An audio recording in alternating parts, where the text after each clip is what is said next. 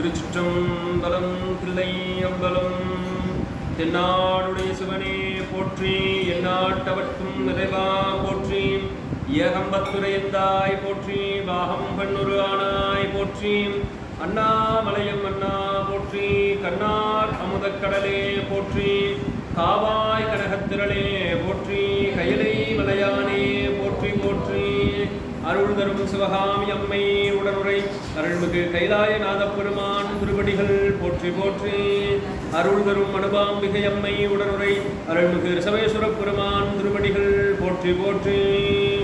தெளிவு குருவின் திருமேனி காண்டல், தெளிவு குருவின் திருநாமம் செப்பல், தெளிவு குருவின் திருவார்த்தை கேட்டல், தெளிவு குரு சிந்தித்தல் தானே. அருட்குருநாதர் சோமசுந்தர நாயகர் திருவடிகள் போற்றி போற்றி, அருட்குருநாதர் மறைவளையடிகள் திருவடிகள் போற்றி போற்றி, அருட்குருநாதர் அழகரடிகள் திருவடிகள் போற்றி போற்றி, அருட்குருநாதர் ஆடலர் செய்யா திருவடிகள் போற்றி போற்றி, அருட்குருநாதர் ஒளியர் செய்யா திருவடிகள் போற்றி போற்றி, எந்த ஞானாசிரிய பெருமகனா சிவமா ஜானகிராமன் ஐயா திருவடிகள் போற்றி போற்றி. குருவாகி வந்த சிவத்தை வணங்கி குவலயம் போற்றும் அடியார் பெருமக்களுடைய திருவடி தாமரைகளை வணங்கி நாளும் கோளும் பொருந்திய இன்றைய நன்னாளிலே நாம் போற்றுதலுக்கும் வழிபாட்டிற்கும் உரிய திருத்தொண்டர் புராணத்தை தொடர்ந்து சிந்திக்க முற்படுகின்றோம். நம்ம திருத்தொண்டர் புராணத்தில் எந்த பகுதி பார்க்கணும்? எம்பிரான் திருக்குறிப்பு தொண்ட நாயனார் புராணத்தை நாம் சிந்திக்க வேண்டும். திருத்தொண்ட தொகையிலே திருக்குறிப்பு தொண்டர்தம் அடியார்க்கும் அடியேன் என்று நம்முடைய சுந்தரமூர்த்தி நாயனாரால் பாடி சிறப்பிக்கப்பட்ட பெருமை உடையவர். திருத்தொண்டர் திருவந்தாதியிலே நம்முடைய நம்பியாண்டார் நம்பிகள் மண்டும் புனல் சடையான் தமர் கூசு ஏற்றி வாட்டும் வகை விண்டு மழைமுகில் வீடாது ஒழியின் யான் வீவன் என்ன முண்டம் படர் பாறை முட்டும் எழிலார் திருக்குறிப்பு தொண்டன் குலம் கச்சி ஏகாலியர் தங்கள் தொல்குலமே என்று திருத்தொண்டர் திருவந்தாதியிலே நமக்கு நம்பியாண்டார் நம்பிகள் அருளி செய்கின்றார்கள்.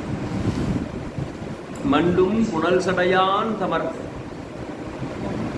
எப்பொழுதும் தன்னுடைய சடையிலே கங்கையை வைத்திருக்கக்கூடிய சிவபெருமான் உடைய தமர், அவருடைய அடியார்களுக்கு கூசுற்றி அவர்களுடைய ஆடையில் இருக்கக்கூடிய அழுக்கை நீக்கி வாட்டும் வகை விண்டு மழை முகில் வீடாது ஒழியின். அப்போது தொடர்ந்து மழை பெய்து வருவதனால அந்த வெளுத்த துணியை காய வைத்து அவரிடத்தில் ஒப்படைக்க முடியாத அந்த சூழல்ல யான் வீவன் என்ன, நான் கொடுத்த வாக்குறுதியை காக்கவில்லை, அதனால் நான் இறந்துபடுகின்றேன் என்று சொல்லி முன்னம் படர் பாறை முட்டும், அங்கே துணி வைக்கக்கூடிய அந்த பாறையிலே தன்னுடைய திருநீர் பூசிய தலையை சென்று முட்டக்கூடிய எழிலார் திருக்குறிப்பு தொண்டன், அவ்வாறு செய்த திருக்குறிப்பு தொண்டருடைய குலம் கச்சி ஏகாலியர் தங்கள் தொல்குலமே. அப்படிப்பட்டவர் ஏகாலியர் என்று சொல்லக்கூடிய அந்த வண்ணார் குலத்திலே தோன்றி இருக்கின்றார் அந்த திருக்குறிப்பு தொண்ட நாயனார் என்று அவருடைய திருக்குலத்தினுடைய சிறப்பும் அவருடைய தொண்டினுடைய சிறப்பையும் நம்முடைய நம்பியாண்டார் நம்பிகள் எடுத்து எம்புது இருக்கின்றார்கள். அடுத்து நாம விரிநூலிலே நம்முடைய தெய்வ செக்கிழார் பெருமான் இவருடைய திருச்சரிதத்தை 128 பாடல்களிலே நமக்கு பாடி அருளி இருக்கின்றார். நம்ம அந்த முதல் பாடலை பார்ப்போம். ஏயும் ஆறு பல் உயிர்களுக்கு எல்லையில் கருணை தாயனால் தனியாயின தலைவரை தழுவ ஆயும் நான்மறை போற்ற நின்று அருந்தவம் புரிய தூய மாதவம் செய்தது தொண்டை நல்நாடு. இது எந்த இடத்துல அவருடைய நம்முடைய நாயன்மார் எந்த நாட்டிலே அவதாரம் செய்தார் அப்படின்னு சொல்ல போகின்ற போது அவருடைய நாடு தொண்டை நாடு அப்படின்னு சொல்றார். தொண்டை நல்நாடு. தொண்டை நாட்டுக்கு ஒரு பெருத்த தனி சிறப்பு உண்டு. ஒவ்வொரு நம்மளுடைய பகுதியை நம்ம சேர நாடு, சோழ நாடு, பாண்டிய நாடு, தொண்டை நாடு இப்படிலாம் நம்ம பண்டைய காலத்தில் பிரித்திருக்கிறாங்க. அப்படி பிரித்த போது ஒவ்வொரு நாட்டுக்கும் ஒவ்வொன்று பெருமை. சேர நாடு தந்தமுடைத்து சொல்லுவாங்க. ஏன்னா சேர நாடு இன்னைக்கும் கேரளாவில் யானைகள் அதிகம். அதனால யானை தந்தங்கள் நிறைய இருக்கக்கூடிய இடமாக அந்த கேரளம் என்று சொல்லக்கூடிய இந்த சேர நாடு விளங்குகின்றது. அடுத்து சோழ நாடு சோறுடைத்து. இன்னைக்கு நம்ம சோழ நாடு திருச்சியிலிருந்து எடுத்துக்கிட்டோம்னா அந்த டெல்டா பகுதி அப்படின்னு சொல்லக்கூடிய அந்த பகுதிகளில் பார்த்தீங்கன்னா நெல் வயல்கள் நிறைந்து இருக்கும். அதனால சோழ நாடு சோறுடைத்து. அடுத்து பாண்டிய நாடு. பாண்டிய நாடு முழுக்க துறைமுகங்கள் நிறைய இருக்கும், கடல் சார்ந்த பகுதிகள் நிறைய இருக்கும். அங்கே வந்து முத்து குளித்தல் நிறைய நடக்கும், முத்துக்கள் எடுப்பாங்க. அப்படி இருக்கிறதுனால அந்த பாண்டி நாடு முத்துடைத்து, முத்து நிறைய அங்கே கிடைக்கும். அப்படி சொன்ன இந்த 3 நாட்டினுடைய சிறப்போட தொண்டை நாட்டை சொல்லும்போது தொண்டை நாடு சான்றோர் உடைத்து. தொண்டை நாடு அப்படிங்கிறது சான்றோர்கள் நிறைந்து இருக்கக்கூடிய இடம் அப்படின்னு சொல்லி அந்த தொண்டை நாட்டை சிறப்பித்து சொல்றாங்க. எங்களுடைய அருட்குருநாதர் சென்னையில் தொண்டை நாட்டுடைய இதில் தான் இருக்கிறாங்க, குடியரசியர். அதே போல் எங்களுடைய ஞானாசிரியர் பிறந்து சில காலம் இருந்தது, அப்புறம் பின்னால் வளரும்போது இங்கே சேலம் வந்துட்டாங்க. அவரும் வந்து ஞானாசிரியர், எங்களுடைய ஞானாசிரியர் ஜானகிராமன் ஐயாவும் தொண்டை நாட்டிலே பிறந்தவர். தொண்டை நாடுக்கு பெரும் சிறப்புகள் நிறைய இருக்கு. சான்றோர்கள் நிறைய பேர் அந்த தொண்டை நாட்டிலே பழம்பெரும் அறிஞர்கள் எல்லாம் அங்கே இருந்திருக்கிறாங்க. மறைமலையடி மற்றும் இருக்கக்கூடிய நீண்ட காலம் வாழ்ந்த அந்த இடம் தொண்டை நாடு. அப்படிப்பட்ட பெரும் சிறப்புடையது. அந்த தொண்டை நாட்டுக்கு இன்னும் என்ன சிறப்பு அப்படின்னு சொல்லி இந்த முதல் பாடல்ல சொல்றார் அப்படின்னா, பல்வகையாலும் பல உயிர்களுக்கு எல்லையில் கருணை தாய் ஆனால் அம்மை உமையம்மை இறைவனை விட்டு தனித்து வந்திருக்கிறாளா. எங்க இருந்தால் அப்படின்னு சொன்னா, தனி ஆயின தலைவரை தழுவ. இவ்வாறு இருவரும் தனித்தனியாக எப்போதும் ஒன்றாக இருக்கக்கூடிய அம்மையப்பர் மீண்டும் தனித்தனியாக இருந்தபோது அவரை தலைவரை தழுவிக்கொள்ள இருந்த இடம் ஆயும் நான்மறை போற்ற நின்று அருந்தவம் புரிய. உமையம்மை தவம் புரிந்து இறைவரை தழுவி அங்கே 32 வகையான அறங்களை செய்து கொண்டிருந்த சிறப்புடைய நாடு, தூய தவம் செய்தது தொண்டை நல்நாடு. காஞ்சிபுரத்துல உமையம்மை சிவபெருமானை நோக்கி தவம் இருந்து அதற்கு பின்னால் அந்த கம்பையாற்றிலே வெள்ளம் வர இறைவனை தழுவிக்குள்ள இன்னைக்கு நாம போனா பெருமானுக்கு தழுவ குழைந்த நாதர் அப்படின்னு பேரு. அம்மை தழுவிய அந்த தழும்பு இறைவனுடைய திருமேனியில இன்னைக்கு நாம வந்து பார்க்கலாம். அப்படி தழுவு குழைந்த நாதராக பெருமான் ஏகம்பத்தில் வீற்றிருக்கக்கூடிய அந்த சிறப்பு மிக்க காஞ்சிபுர பகுதி இருக்கக்கூடிய நாடு இந்த தொண்டை நாடு என்று சொல்லி சொல்றார். தூய மாதவம் செய்தது தொண்டை நல்நாடு. நம்ம இதுக்கு முன்னால நம்முடைய பாடங்கள்ல ஒரு இடத்துல காஞ்சிபுரத்தினுடைய சிறப்பை பத்தி பார்த்தோம். எப்போ பார்த்தோம், எங்க பார்த்தோம்னு யாருக்காவது நினைவு இருக்கா?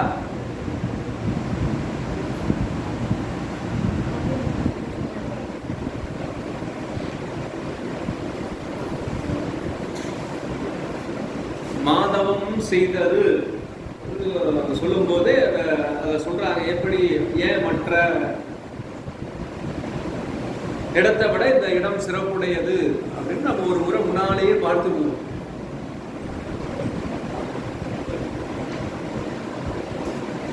அது எங்க பார்த்துருக்கிறோம் அப்படின்னு அப்படியே ஒரு நிமிஷம் தேடுங்க.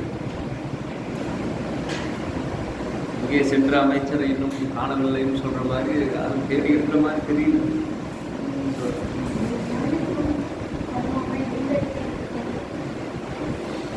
சரி, மற்ற திசையை விட தென் திசைக்கு என்ன சிறப்புன்னு மாணவர்கள்லாம் கேட்க அதற்கு குருநாதர் பதில் சொல்றாரு. ஒரு குறிப்பு கொடுத்தாச்சு, எடுப்போம்.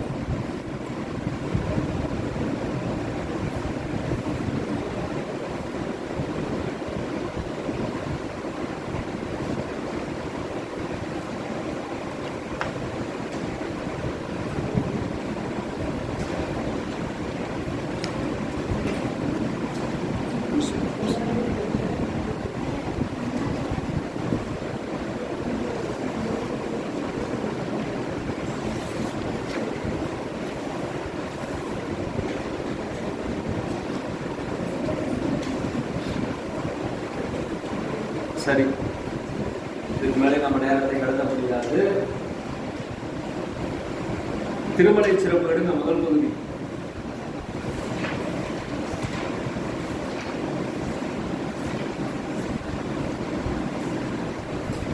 திருமலை சிறப்புல 30வது பாட்டு.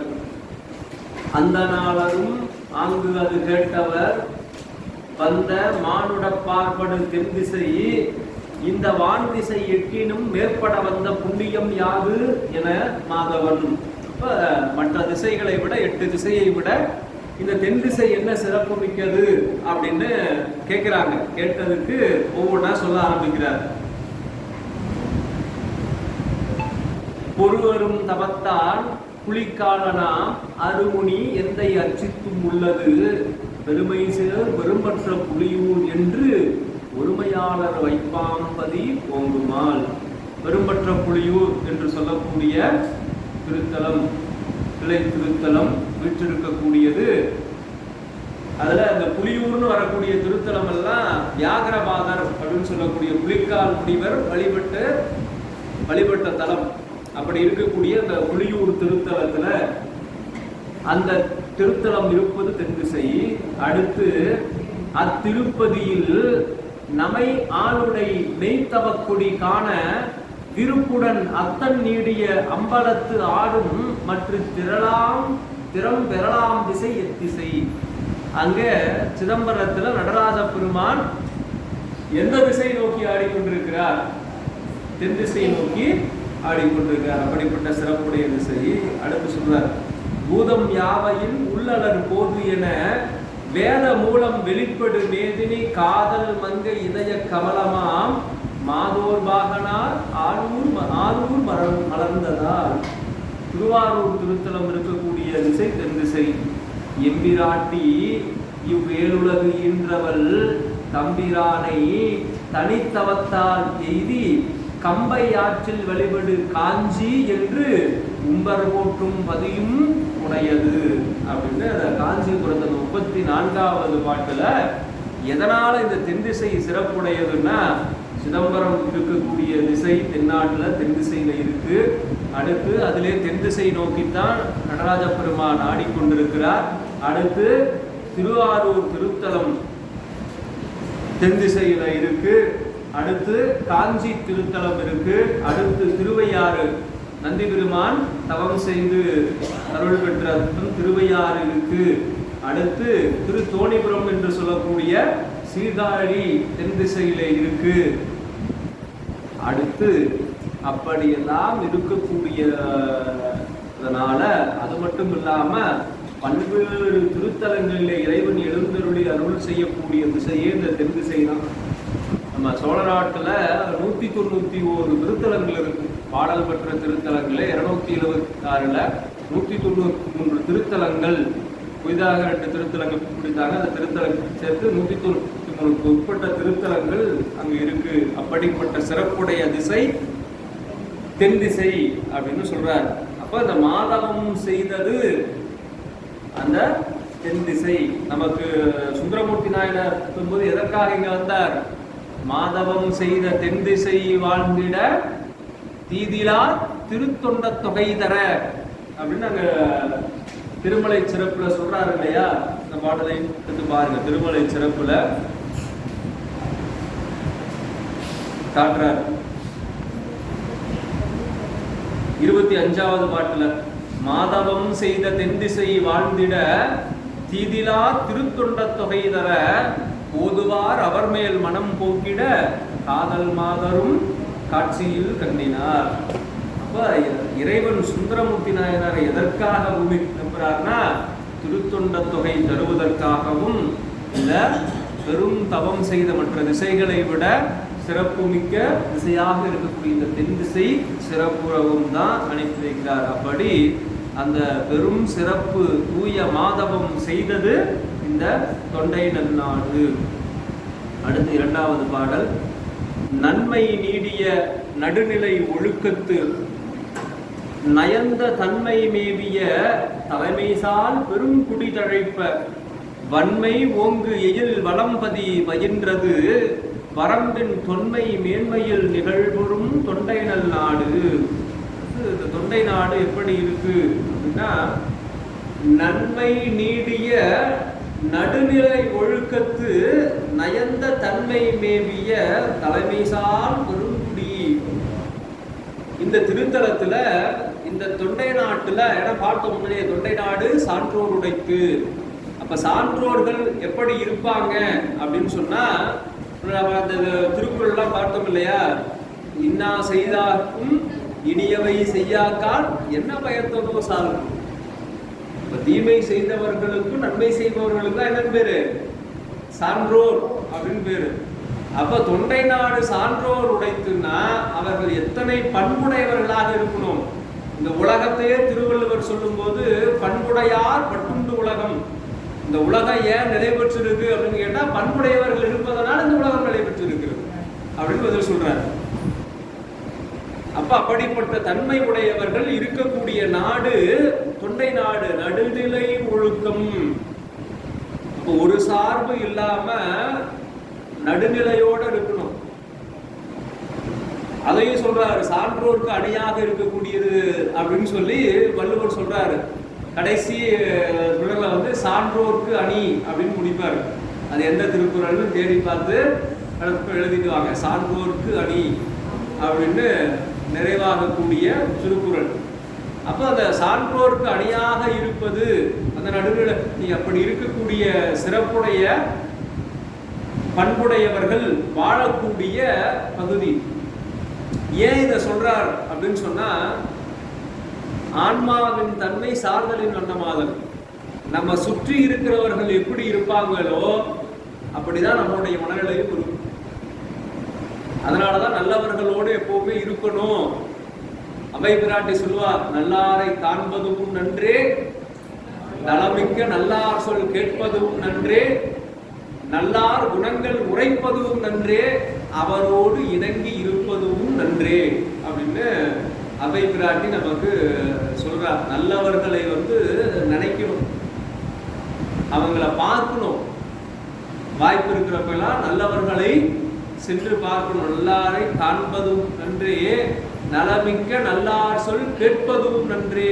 அவங்ககிட்ட நேர்ல போய் பார்க்க முடியலையா, இன்னைக்கு வசதி வந்துருச்சு, ஒரு போன்ல கூப்பிட்டு ஐயா நல்லா இருக்கீங்களா என்னன்னு அவரிடத்துல, அம்மா நல்லா இருக்கீங்களா, எப்படி இருக்கீங்க என்னன்னு கேட்டுட்டு அவர்களிடத்துல 4 வார்த்தை பேசுறாங்க. நல்லார் சொல் கேட்பதும் நன்றே. அடுத்து நல்லார் குணங்கள் உரைப்பதும் நன்றே. அப்ப அவங்களோட பேசுறது வாய்ப்பு இல்லையா, வேற யாருக்கிட்டையாவது பேசும்போது அவர் எவ்வளவு நல்லவர் தெரியுங்களா அப்படின்னு சொல்லி அவருடைய பண்பை சொல்லி பேசுவது. நல்லார் குணங்கள் உரைப்பதும் நன்றே. அடுத்து அவரோடு இணங்கி இருப்பதும் நன்றே. அவரோடு பிணக்கு கொள்ளாம எப்போதும் அவரோடு இணங்கி இருப்பதும் நாம் செய்ய இருக்கக்கூடிய நல்ல செயல் என்று சொல்றார்.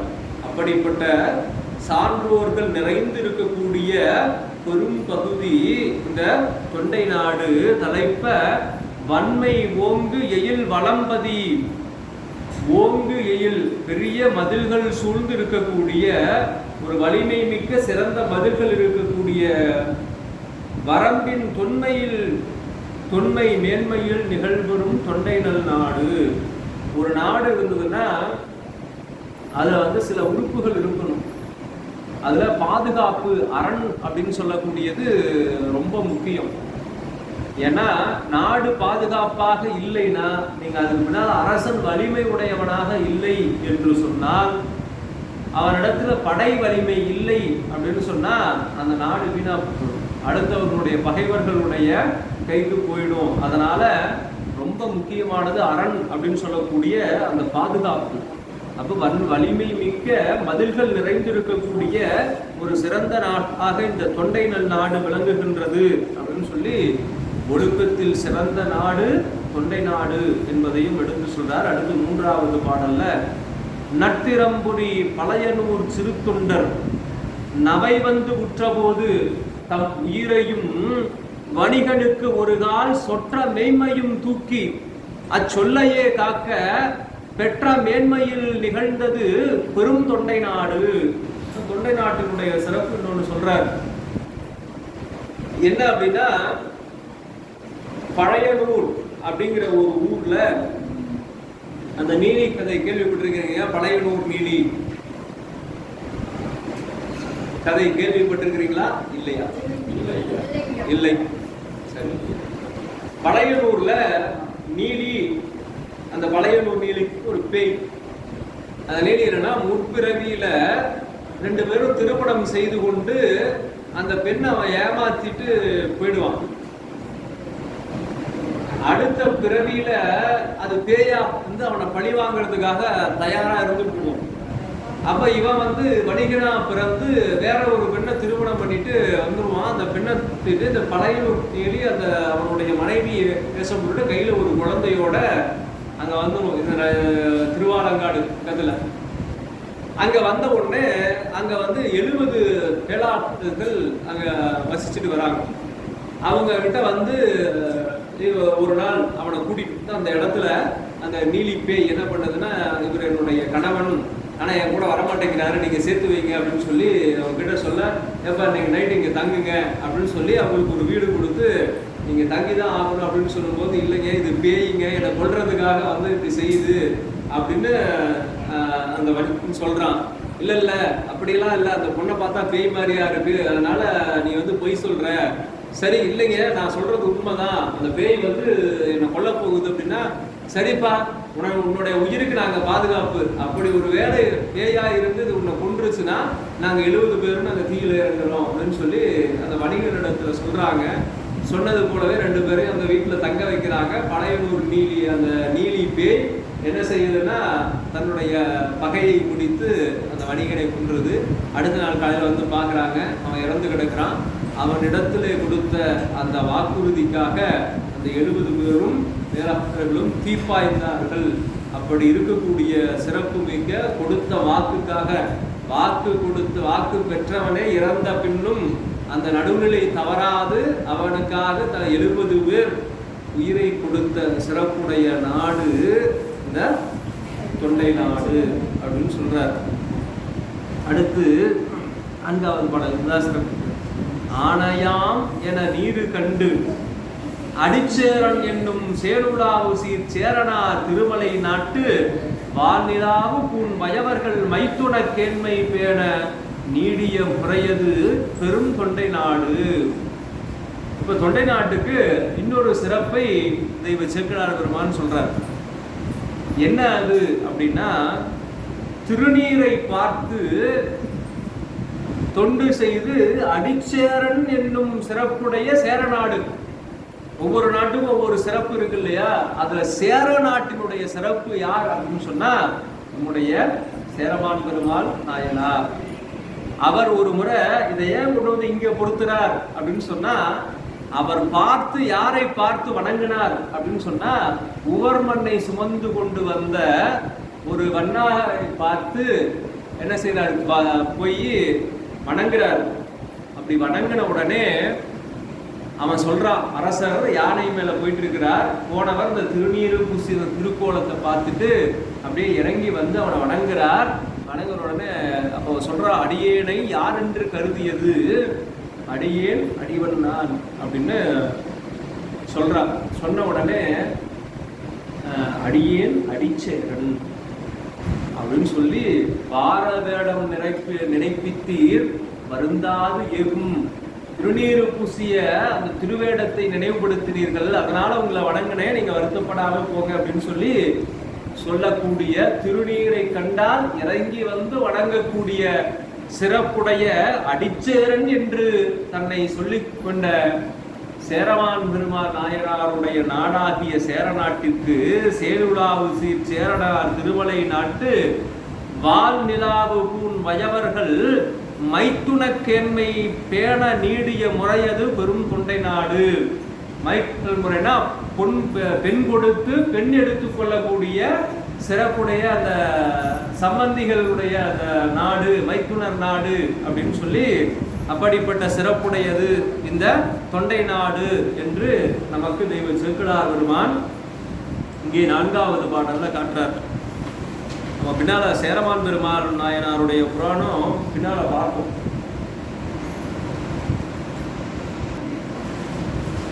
37வது நாயனுடைய வரலாறு நம்ம களரிற்று அறிவார் நாயனார் அப்படின்னு சொல்லி இருக்கக்கூடிய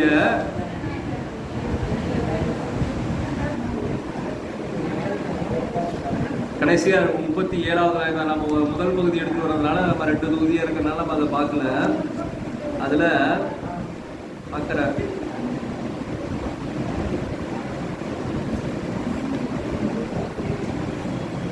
இந்த புத்தகத்துல 3771வது பாடல். நாம இப்ப எத்தனாவது பாட்டுல இருக்கிறோம்?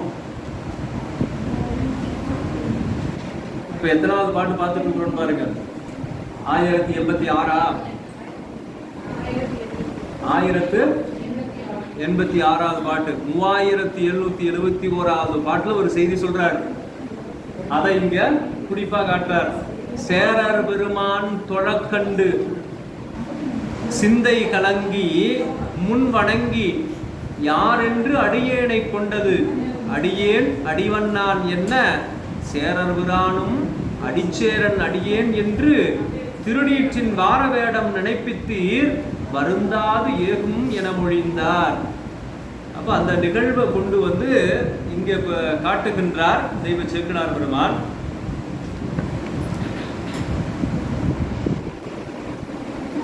மூவாயிரத்தி 771வது பாடல்.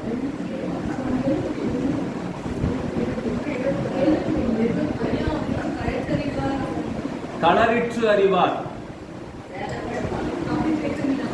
ஆமா, களரிற்று அறிவார் அப்படின்னு சொன்னா அவர் இறைவனிடத்துல வேண்டி பெற்ற வரம். பறவைகள், விலங்குகள் அவைகள் எல்லாம் பேசக்கூடியதை உணரக்கூடிய தன்மை பெற்றவர். அதனால களரிற்று அறிவார் அப்படின்னு அவருக்கு பேரு. இயற்பெயர் அவருடைய சேரமான் பெருமாள். இயற்பெயர் எழுதுல பெருமாக்கோதையார் அவருடைய பேரு. சேரர் குலத்தினுடைய தலைமைங்கிறதுனால சேரமான் பெருமாள் நாயனார் நம்ம சொல்றோம். அதுக்கு அடுத்து நமக்கு புராணத்தில் அவருக்கு களரிற்று அறிவார் அப்படின்னு பேர். களரிற்று அறிவார் நாயனார். அந்த நிகழ்வினை நமக்கு இந்த தொண்டை நாட்டினுடைய சிறப்பில் எடுத்து சொல்லி அவர்களுக்கு மைத்துணக்கேண்மையுடைய நாடு, பெண் கொடுத்து பெண் எடுக்கக்கூடிய நாடாக விளங்குவது இந்த தொண்டை நாடு என்று சொல்றார். அடுத்த 5வது பாடல்ல கரை விளங்கிய கண்டர்பால் காதல் செய்முறைமை நிறை புரிந்திட நேரிழை அறம் புரிந்ததனால் பிறை உறிஞ்சி எயில் பதிவையில் பெரும் தொண்டை நாட்டு முறைமையாம் என உலகினில் மிகுமொழி உடைத்தால்.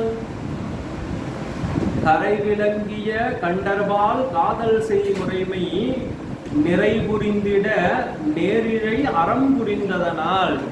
இங்க உமையம்மை காமாட்சியாக வந்து கம்பையாற்றங்கரையிலே இறைவன் திருமேனியை வைத்து வழிபாடு செய்த அந்த அறம் புரிந்ததனால் தவம் செய்து அதன் பின்னால் வரம் பெற்று என்ன 32 வகையான அறங்களை அந்த காஞ்சிபுரத்துல அம்மை செய்கிறார். இறைவனுடைய அருளால இருநாழி நெல் கொண்டு அந்த 32 வகையான அறங்களையும் செய்து வரக்கூடிய சிறப்புடைய திருத்தலமும் காஞ்சி இருக்கக்கூடிய பகுதிதான் இந்த தொண்டை நாடு என்று சொல்லி அதனுடைய சிறப்பை சொல்லுகின்றார். அடுத்து 6வது பாடல். தாவில் செம்மணி அருவி ஆறு இழிவன சாரல் பூவில் வண்டு இனம் புது நரபு அருந்துவ புறவம் வாவி நீள் கயல் வரம்பு இர உகைப்பன மருதம் நீவி நித்திலம் பரத்தியர் உணக்குவ நெய்தல். ஒவ்வொரு நிலமா காட்டிட்டே வர. முதல்ல என்ன நிலம் வரும்? குறிஞ்சி நிலம். அப்ப அந்த தாவில் செம்மணி அருவி ஆறு இழிவன சாரல். அப்ப அந்த அருவி சாரல், அருவி அப்படின்னு சொன்னா மேல இருந்து கீழே விழணும், அதுக்கு பேர் தான் அருவி.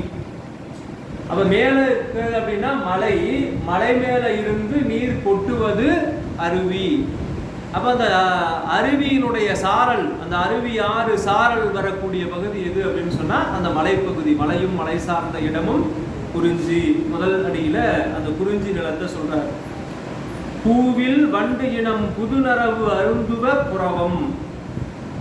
அடுத்து சோலைகள் எல்லாம் நிறைந்து இருக்கக்கூடிய பகுதி, காடு, நிறைய பெரிய பெரிய மரங்கள் இருந்திருக்கக்கூடிய அந்த அடுத்ததாக முல்லை நிலத்தை சொல்றார். அந்த காடும் காடு சார்ந்த இடமுமாக இருக்கக்கூடிய அந்த முல்லை நிலம். பூவில் வண்டு இனம் புது நரம்பு அருந்துவ புறவும். அடுத்து இரண்டாவது அடியில அந்த முல்லை நிலத்தை சொல்றார். அடுத்து வாதி நீர் கயல் வரம்பு இர உகைப்பன மருதம். அடுத்து மருத நிலம். என்ன அப்படின்னா வயல்லைய மீன், வாதி நீர் கயல் வரம்பு இர உகைப்பன மருதம். அப்படியே அங்க துள்ளி குதித்து கொண்டு வயல்களில் இருக்கக்கூடிய மீன்கள் நிறைந்திருக்கக்கூடியதாக இருக்கக்கூடியது இந்த வயல்கள் சூழ்ந்த மருத நிலம் அப்படின்னு சொல்றாரு. அடுத்து நீவி நித்திலம் பரத்தியர் உணக்குவ நெய்தல். நித்திலம்னா முத்து. அங்க முத்துக்களை எல்லாம் எடுத்து வந்து இந்த பரத்தியர் என்று சொல்லக்கூடிய அந்த மீனவ பெண்கள் உலர்த்தி கொண்டிருக்கக்கூடிய பகுதியாக விளங்குவது இந்த நெய்தல் நிலம் அப்படின்னு அந்த 4 நில வர்ணனைகளை பிரயோஜனமா செய்திருக்கிறார். அடுத்த பாடல்ல புறவர் பண்பணி அரித்து இதை விதைப்பன குறிஞ்சி கறவை ஆண் நிறை மான் உடன் பயில்வன கானம் பறவை தாமரை இருந்து இரவு அருந்துவ பழனம் சுரவ முள் மறுப்பு அணங்கு அயர்வன கழிச்சூழல். திரும்பவும் அந்த 4 நிலத்தையும் வரிசைப்படுத்துறார். இந்த குறவர்கள், மலையில் இருக்கக்கூடியவர்கள் குறவர்கள் என்ன செய்யறாங்க, அந்த கதிர்களை எல்லாம் அறுத்துட்டு அந்த மலை நெல் கதிர் மற்றும் இருக்கக்கூடிய பல்வேறு விதமான வரகு திணையில் இருக்கக்கூடிய அந்த மலை களத்து உணவுகளை எல்லாம் திரும்ப விதைக்கிறார்கள். அப்படிப்பட்ட நிலம் குறிஞ்சி. அடுத்து கறவை ஆண் நிறை மானுடன் பயில்வன காலம். அங்கே பசுவும் கன்றும் மானினைப்போடு விளையாடுகின்ற இடமாக இருக்கக்கூடிய இந்த காடு சார்ந்த இடமாகிய முல்லை. பறவை தாமரை இருந்து இரவு அருந்துவ பழம். அங்கே வயல்ல தாமரை பூத்து இருக்கின்றது. அதிலே வண்டு வந்து தேர்க்கூடிய சிறப்புடையதாக விளங்கக்கூடிய இந்த வயல்கள் நிறைந்திருக்கக்கூடிய பகுதி பழனம் அப்படின்னா வயல். அந்த வயல் நிறைந்திருக்கக்கூடிய மருத நிலம். அடுத்து சுரவ முள் மறுப்பு அணங்கு அயர்வன கழிச்சூழல். அங்கே சுறா மீன்களுடைய முள் வந்து ஒதுங்கி இருக்கக்கூடிய பகுதியாக இருக்கக்கூடிய இந்த கழிச்சூழல், அந்த கழிச்சுக்கப்பட்ட கடல் சார்ந்த பகுதி. கடல் என்னாகும், ஒரு குறிப்பிட்ட இடத்துல அது உள்ள இருக்கிறதெல்லாம் வெளியில கொண்டு வந்து கரையில தள்ளிட்டு போயிடும். அப்படி இருக்கக்கூடிய அந்த கடல் சார்ந்த பகுதி என்று இந்த 7வது பாடல்ல அந்த தொண்டை நாட்டினுடைய நில வர்ணனைகளை எல்லாம் நமக்கு தெய்வ சேக்கிழார் பெருமான் செய்து கொண்டிருக்கின்றார் என்று சொல்லி அன்பர்களுக்கு இப்போது சிறிது ஓய்வு தேநீர் வேலை.